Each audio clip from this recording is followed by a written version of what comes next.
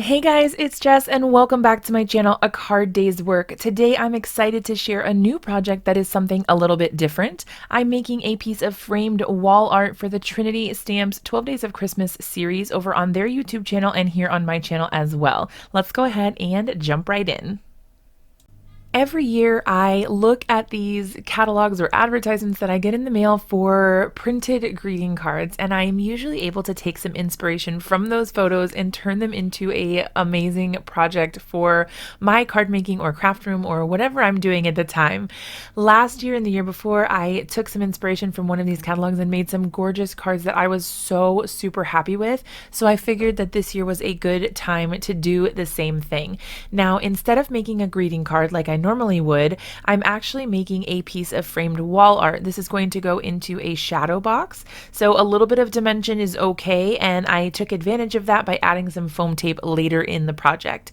To start things off, I decided to use the Marshmallow Alphabet Die Set from Trinity, and then now I'm using one of their adorable Christmas themed paper pads to go ahead and cut out a few different squares of coordinating paper to go with my theme here.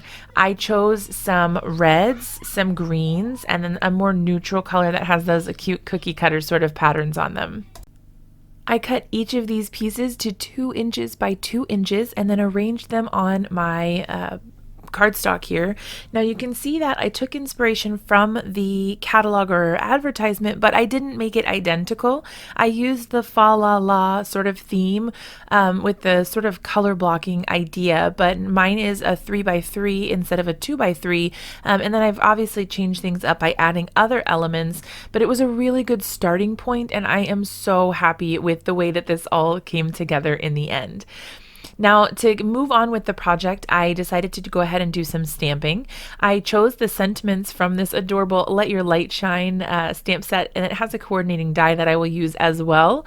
But basically here, all I'm doing is stamping out the sentiments. So I used Let Your Light Shine and then Merry and Bright, and I've stamped these out on a piece of white cardstock. I decided to keep it extremely simple and use white cardstock just so that you would actually be able to see it against those colorful and patterned backgrounds. Now, I did do some coloring as well on this adorable little Christmas gnome, so I'm going to go ahead and work on that. I'll pop a little bit of music on for you guys, and I'll be right back with you once the coloring is done.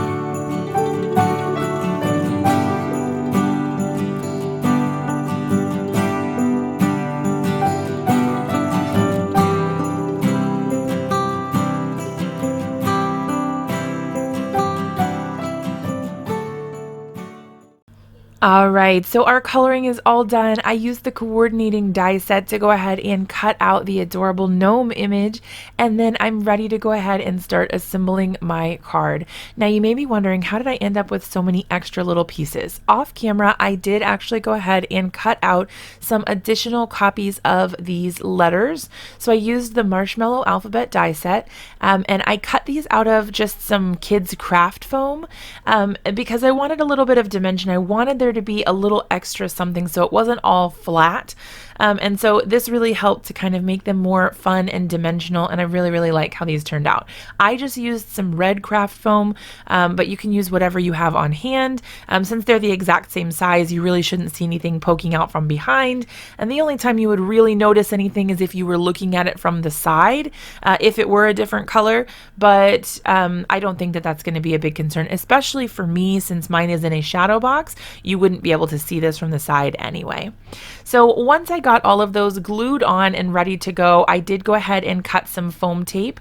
I applied that foam tape to the back of my little square pieces here, and then went ahead and placed those onto my cardstock. Now this cardstock measures 8 inches by 8 inches because that is the size of my shadow box, but if you have a different frame or a different shadow box, you can always tweak these measurements and make it really fit to whatever you have on hand. I think that this could work for a really wide variety of sizes and shapes, so definitely experiment with it and figure out how to make it your own and make it work with what you already have.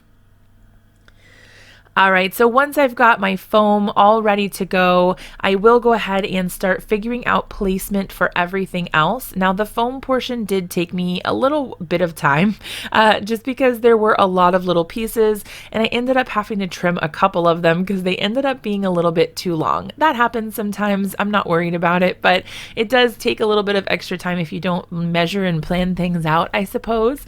But I do tend to be more of a fly by the seat of my pants crafter, and I don't do too much planning in advance because I feel like, for me at least, it stifles my creativity a little bit. If I do too much planning or have too much of an idea of what I want with a card, I'm always disappointed that it doesn't turn out quite how I had imagined. So I find that for me to really get those creative juices flowing and my inspiration strong and ready for creation, I tend to just make one decision at a time, and then when I finish that, I kind of move on to the next thing and then make those decisions as they come.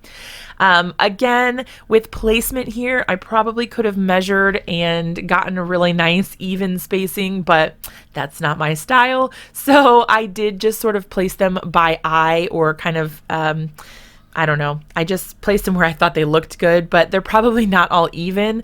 So if you prefer something that's a more exact measurement or precise fit, definitely feel free to measure. So you can see how this is coming together. I actually love this.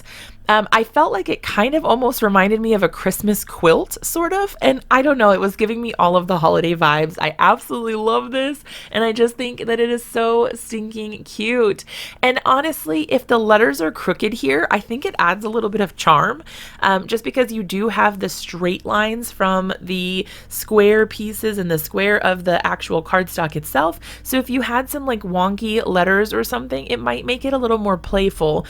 So again, this is all personal preference. Spice it up or change it or keep it exactly as it is here, and it'll look adorable in the end. Now I'm going to go ahead and start placing all of my elements here onto my background. I have my gnome all ready to go, and I've got my Merry and Bright and Let Your Light Shine pieces as well.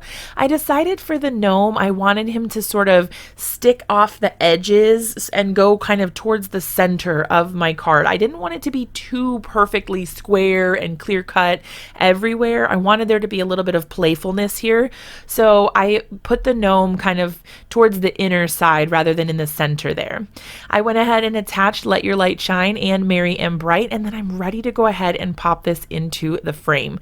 I decided I was going to try to use my little metal snips to get these open because I was worried about chipping my nails, but it didn't really work, so I braved it. I didn't chip any nails, thank goodness, but it was a real concern, okay? Once I got this in, I went ahead and replaced the backer. I made sure that it was facing upright when I put this, because I can't tell you how many times I've accidentally put the hanging piece upside down, and I'm like, oh, not again. So I made sure that it was right side up this time. And then that finishes off the framed wall art, you guys.